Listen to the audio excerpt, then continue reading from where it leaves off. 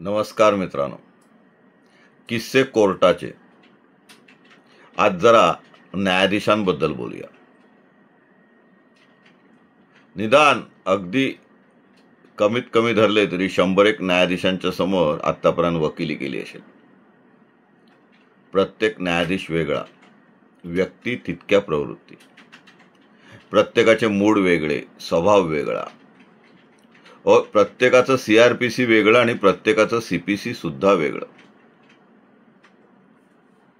म्हणजे कोण नेमका कसा वागेल याचा काहीच भरोसा नाही. अशा परिस्थितीत वकिलांना वकिली करावी लागते, नागदुऱ्या काढायला लागतात. अगदी खूप मोठे सिनियर वकील सुद्धा न्यायाधीशांशी पंगा घेताना दिसत नाही. आपला स्वभावच वेगळा, त्यामुळे न्यायाधीश आणि माझी खडाजंगी ठरलेलीच. कदाचित त्यामध्ये मी बदनामही झालो असेल. काही न्यायाधीश मित्र बनले, काही न्यायाधीश मला खड्यासारखे बाजूला काढायचे. हा व्याप आपल्यासमोर नको अशा पद्धतीने त्यांच्या कपाळावर आठ्यायच्या. पण या सर्व प्रवासात काही न्यायाधीश मनात घर करून बसले, आठवणीत राहिले, त्यांच्या गुणांमुळे किंवा अवगुणांमुळे. यात कोणत्याही न्यायाधीशांचा अवमान करण्याचा किंवा न्यायसंस्थेला बदनाम करण्याचा अजिबात इरादा नाही, हेतू नाही. म्हणजे हे डिस्क्लेमर एकदा सांगून टाकलं की तुमच्या मनातला गैरसमज सुद्धा दूर व्हायला हरकत नाही. मित्रांनो, एक न्यायाधीश बाई होत्या. मी सरकारी वकील होतो, जिल्हा सरकारी वकील झालो, पुढे राजीनामा दिला, खाजगी वकिलीला सुरुवात केली आणि पहिलीच मोठी मर्डर केस आली. त्यापूर्वी अनेक केसेस चालवल्या होत्या. पण तुम्ही एकदा जिल्हा सरकारी वकील म्हणून निवृत्त झालात, राजीनामा दिलात की तुमच्याकडे पाहण्याचा दृष्टिकोन वेगळा असतो, न्यायाधीशांच्या अपेक्षा वेगळ्या असतात. आम्हाला मात्र त्याचा एक खूप मोठा फायदा होतो.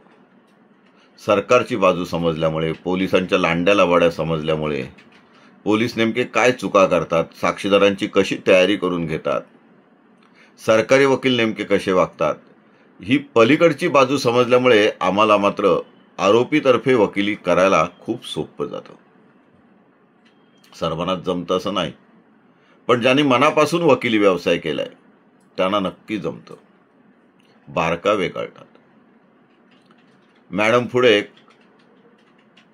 रेती सम्राटाच्या खुनाचा खटला होता. खूप जोरात चालला. सरकारी वकिलांची फौज होती, त्यांना मदत करायला आणखी सिनियर वकील होते. छोट्या छोट्या मुद्द्यांवरनं उलट तपास होत होता. आरोपींतर्फे सुद्धा अनेक वकील होते. मैताच्या गळ्यातून रक्त ओघळत होते हा फिर्यादीतला वाक्प्रचार, वाक्य, शब्द मी अंडरलाईन करून ठेवला होता. बराच वाद झाला, मेडिकल एव्हिडन्स आला आणि एवढूशा मुद्द्यावरून ती केस सुटली. प्रत्यक्षदर्शी साक्षीदार अविश्वासू ठरला. मैताचा भाऊ जो फिर्यादी होता तो अविश्वासू ठरला. पोलिसांनी केस रंगवलेली आहे असं सिद्ध करण्यास उपयोगी पडलं. त्या बाई त्यानंतर अनेक कोर्टात गेल्या, जिल्हा न्यायाधीश झाल्या, तरी सुद्धा ती केस मात्र त्या विसरू शकल्या नाही. आजही क्वचित प्रसंगी कुठे दिसल्या तर आदराने भेटतात, नजरानजर होते. आता त्या निवृत्तीनंतरही न्यायाधीश पदावर आहे. खूप चांगल्या प्रकारे नवीन वकिलांना सांभाळून घेण्याची कला त्यांच्याकडे होती. या उलट एक सभ्य गृहस्थ आमच्याकडे जज म्हणून होते, मोठे इरसाल. म्हणजे वकिलांची खेचणं हा त्यांचा स्थायी भाव. रागवले की इतके रागवायचे, अडवायला लागले की असे अडवायचे की मोठ्या मोठ्या वकिलांची भंबेरी उडायची. बरं, गोष्टी तत्वांच्या इतक्या मोठ्या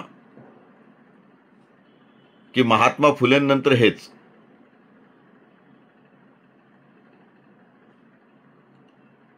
एका मोठ्या खटल्यामध्ये बहुतेक त्यांना भ्रष्टाचाराच्या मुद्द्यावर जावं लागलं.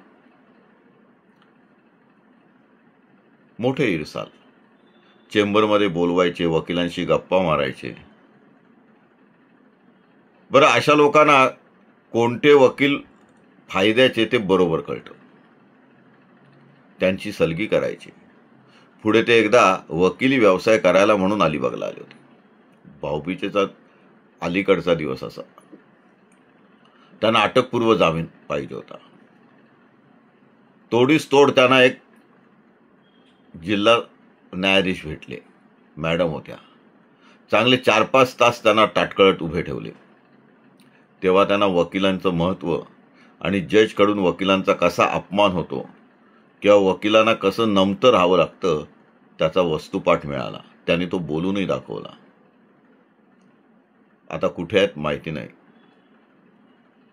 कदाचित नसतीलही. आणखी एक जज होते, जिल्हा न्यायाधीश.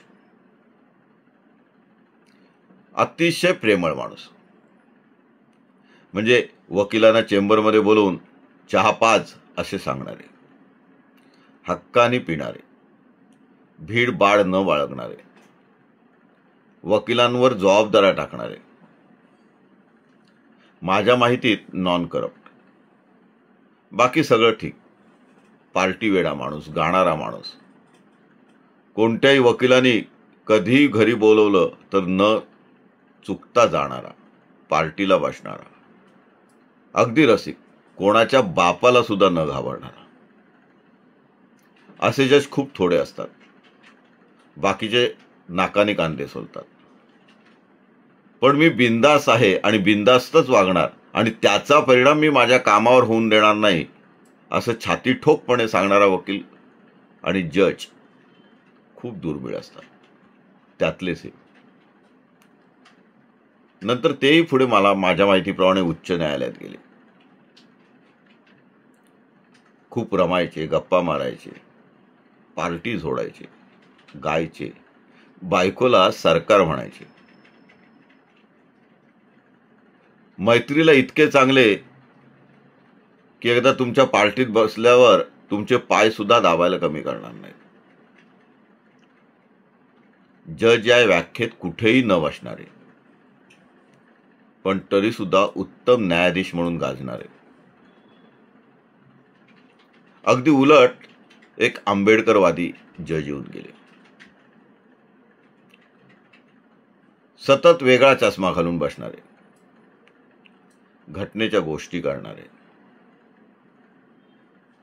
दलितांवर बोलणारे,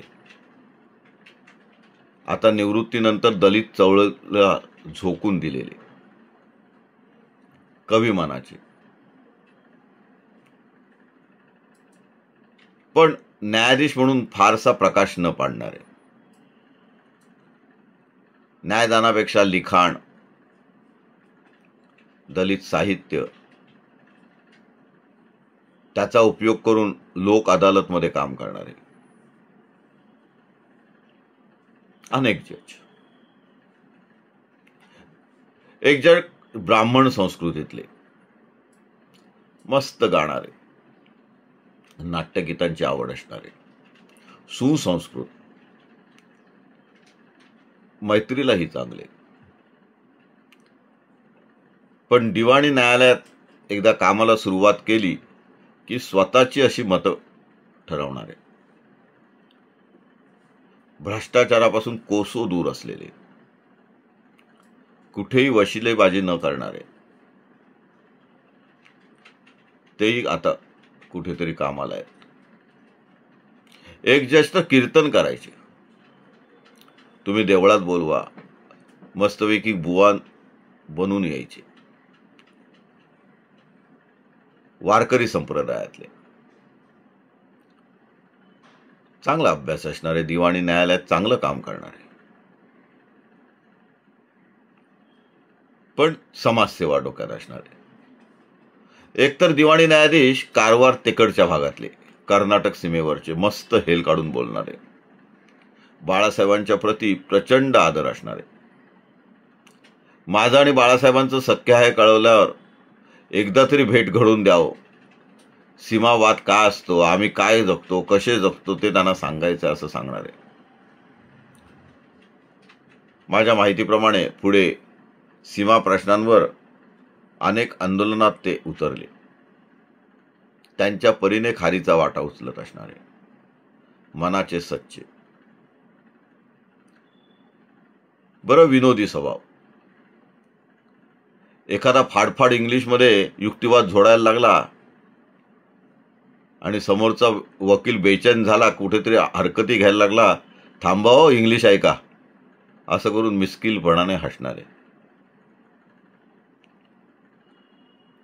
एक जज स्वतः भ्रष्टाचारी नाही याची प्रचंड घमेंड बाळगणारे, स्वतःच्या ज्ञानाबद्दल अतिविश्वास असणारे, समोरच्याला काही कळतच नाही, समोरचा हा भ्रष्टाचारीच आहे, समोरचा हा गुन्हा करूनच आला आहे असं बोलणारे, तसं वागणारे, नेहमी कैफात राहणारे, सर्वांचा दुस्वास करणारे, स्टाफवर सुद्धा प्रत्येक गोष्टीत संशय घेणारे आणि पावला पावलावर डिपार्टमेंटल एन्क्वायरी लावणारे, चौकशी करणारे, प्रत्येक सही करताना 50 आडवे तिडवे प्रश्न विचारणारे,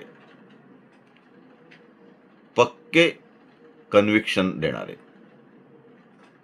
नाकात बोट घातलं की समजायचं की ह्यांच्या मनात काहीतरी वेगळं सुरू झालंय आणि मग वकिलांना उठाबशा काढायला लावणारे. ते मला वाटते पुढे न्यायमूर्ती झाले. पण असे जज खूप काही काम करू शकत नाहीत, खूप काही इफेक्ट दाखवू शकत नाहीत. कारण न्यायाधीशाला ॲडमिनिस्ट्रेशनचं काम सुद्धा, प्रशासकीय काम सुद्धा करावं लागतं. तिथे त्याला त्याच्या हाताखालच्या लोकांची मदत घ्यावी लागते, त्यांच्या सुरात सूर मिळवावा लागतो, त्यांच्या पाठीवर हात फिरवून घ्यावा लागतो. कारण शेवटी सरकारी नोकरी म्हटल्यावर स्टाफ सुद्धा बेडर झालेला असतो. आपलं कोण काय वाकडं करणार. आणि असा अति शिष्टाचार पाळणारा, अति कडक मुख्याध्यापक बनून आलेला जिल्हा न्यायाधीश असेल तर त्याला ते पुरूनही उरतात, त्याच्या तोंडावर खोटं बोलतात. कर्मचाऱ्यांना सुधारणं हे केवळ मास्तरकीसारखं काठी घेऊन सुधारता येत नाही, त्यांचे प्रश्न समजून घ्यावे लागतात. या महाशयांना ते कधी कळलंच नाही. आपण भलं आणि आपलं जग भलं याच कैफात पुढे ते निवृत्तही झाले असते. अगदी याच्या विरुद्ध एक जज येऊन गेले. ते व्याख्यान सोडायचे, स्टाफशी खूप गोड बोलायचे, सर्वांवर खूप प्रेम करायचे, प्रचंड आवडीचे, प्रत्येक समारंभ अगदी गाजवून सोडणारे, पुस्तकं लिहिणारे. पुढे असं कळलं की मुह में राम अशीच वृत्तीचे होते. ऐकूयात असंही आलं की अगदी बॅगा भरून त्यांनी माया जमवली.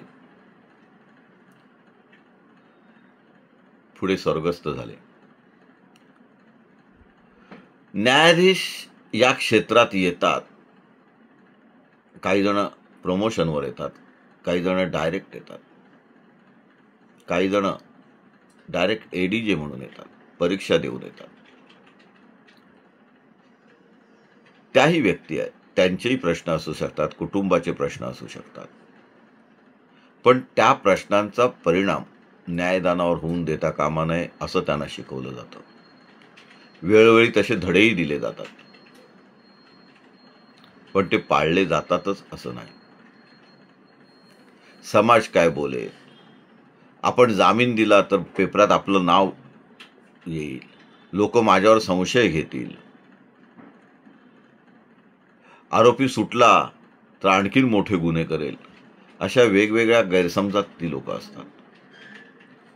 काही न्यायाधीश खूप चांगले असतात, खूप अभ्यासू असतात, खूप प्रामाणिक असतात, मनमिळावू असतात, वकिलांना सांभाळून घेणारे असतात,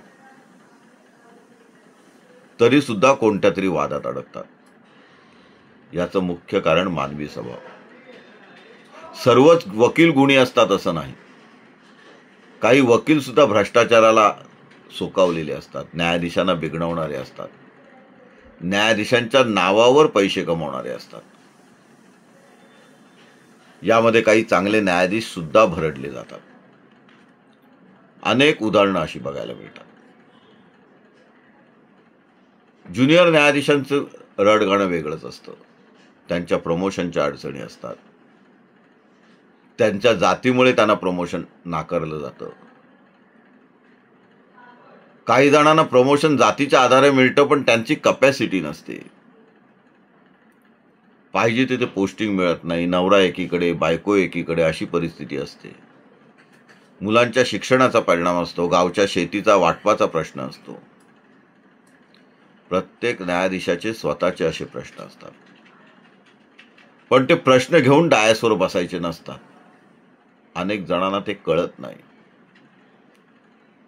आणि माझ्यावर कसा अन्याय होतोय, मला किती काम करावं लागतंय, मी कसा कामाखाली दबतोय, माझे वरिष्ठ मला कसे दाबतायत, मला कसं हक्काचं प्रमोशन मिळत नाही, माझ्या लायकीपेक्षा कसं कमी काम करायला मला लागतंय, याच विवंचनेत ते असतात. समोरचा वकील आपल्याला पटवतोय, फसवतोय, आपली दिशाभूल करतोय, अशा गैरसमजात काही न्यायाधीश असतात. त्यांच्याकडनं उत्तम न्याय मिळणं कठीण होऊन जातं. उत्तम न्यायाधीश अनेक आले. काही न्यायाधीशांनी अगदी माझ्या सगट ज्युनियर वकिलांना सांभाळून घेतलं, समजावून सांगितलं, चेंबरमध्ये बसून काही चांगल्या गोष्टी सांगितल्या. काही न्यायाधीश समाजसेवेची आवड असणारे होते, काही न्यायाधीश तडजोडीच्या मागे लागणारे होते, पण काही न्यायाधीश प्रचंड आळशी असतात. राणा भीमदेवी घोषणा करून सुनावणीला मात्र खूप घाई करतात. निकालाची वेळ आली की महिनोन महिने, 6 महिने, वर्षभर निकाल देत नाहीत. तारखांवर तारखा देतात आणि तसेच बदलून जातात. त्यांच्या विरुद्ध अजून तरी प्रशासकीय कार्यवाही होताना दिसत नाही. यांचं मूल्यमापन केल्याचा देखावा केला जातोय की काय, असं बराच वेळा वाटतं. याचा अर्थ न्यायाधीशांच्या मागे काठी घेऊन कोणीतरी वरिष्ठांनी उभं राहिलं पाहिजे असं नाही, झाडू घेऊन साफसफाई केली पाहिजे असं नाही. परंतु न्यायाधीश खरंच शपथ घेतात त्याप्रमाणे, ट्रेनिंग घेतात त्याप्रमाणे वागतात का, कामाचा निपटारा करतात का, वकिलांना समजून घेतात का, योग्य सुनावणीला संधी देतात का, योग्य उलट तपासाला आणि युक्तिवादाला संधी देतात का, स्वतः अभ्यास करून केसला येतात का, केसचे कागद आधी वाचलेले असतात का, स्वतःचं मत बदलण्याची क्षमता स्वतः ठेवतात का, आणि ठराविक दिवसात ठराविक केस संपलीच पाहिजे या पद्धतीने वकिलांशी सहकार्य करून योग्य पद्धतीने न्यायदान देतात का, हे पाहणे खूप महत्त्वाचे असते. अनेक जज असे असतात की त्यांचे निकाल अगदी सर्वोच्च न्यायालयापर्यंत टिकतात, पण तरी सुद्धा ते निकाल दोष असू शकतात. अनेक अनुभव येतात. पुन्हा एकदा सांगतो, न्यायाधीश माणूसच असतो. या सर्व समाजमानाचा, बाहेरील परिस्थितीचा, त्यांच्या कौटुंबिक समस्यांचा परिणाम त्यांच्या न्यायदानावर होत असतो. आपण फक्त तो होऊ नये अशी अपेक्षा करत असतो. समोरचे वकील कसे वागतात, कसा रिस्पेक्ट देतात, किती अभ्यास करून प्रकट होतात, किती न्यायालयीन महत्वाचा वेळ फुकट घालवतात, अनावश्यक किती बोलतात, यावरही न्यायदानाचं काम अवलंबून असतं. अनेक वेळा दिवाणी कामात हरणारा पक्षकार टाइमपास करत असतो.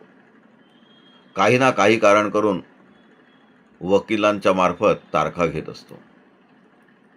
तो वकीलही असे शोधतो की त्याला पूरक असेच वकील आणतो आणि मग वाद निर्माण होतात. काही वकील विनाकारण उलट तपास घेतात. कायद्याचा किस काढतात. तडजोडीचा मार्ग हा सगळ्यात सोपा मार्ग. कोर्टात येण्यापूर्वी वकिलांनी तडजोडीचे प्रयत्न केले पाहिजेत. कोर्टात आल्यानंतर वकिलांनी प्रयत्न केले पाहिजेत. न्यायाधीशांनी प्रयत्न केले पाहिजेत. आणि जर तडजोड होत नसेल तरच खटला किंवा दावा चालवला पाहिजे. या मताचा मीच नाही तर शासन सुद्धा आहे, कोर्टाचं प्रशासन सुद्धा आहे. अनेक मार्गदर्शक सूचना आहेत, परंतु तसं होताना दिसत नाही.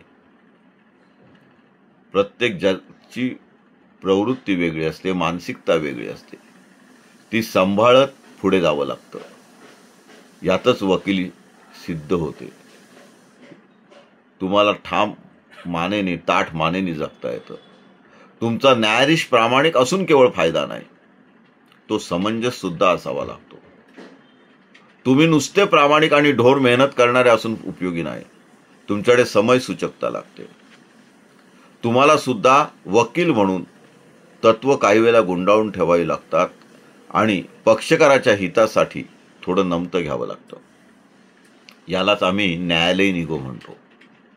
मग त्यात पक्षकाराचा इगो असतो, स्टाफचा इगो असतो, न्यायाधीशाचा इगो असतो आणि वकिलाचा सुद्धा इगो असतो. या प्रत्येकाचं मनोमिलन होऊन जेव्हा सुंदर सुनावणी होते, चांगला युक्तिवाद होतो, तेव्हा तो निकाल अतिशय चांगला होतो. अगदी हलणारा माणूस सुद्धा न्यायाधीशाला किंवा वकिलाला दोष देत नाही. असे अनेक खटले मी चालवले की शिक्षा होऊनही आजही त्यांचे कुटुंबीय माझाच सल्ला घेतात. आजही ते आरोपी शिक्षा भोगून आल्यानंतर माझ्याकडेच येतात. आजही न्यायाधीशाचं नाव काढतात. वकिलीतलं, ज्युडिशरीतलं हेच तर खरं गमक आहे. तुम्ही तुमचं काम प्रामाणिकपणे करणं, तुमचं कर्तव्य प्रामाणिकपणे करणं आणि तुमच्या हातून अन्याय होणार नाही याची प्रामाणिक काळजी घेणं, यावरच न्यायदान अवलंबून असतं. मित्रांनो, आज आपण इथेच थांबूया. जय हिंद, जय महाराष्ट्र.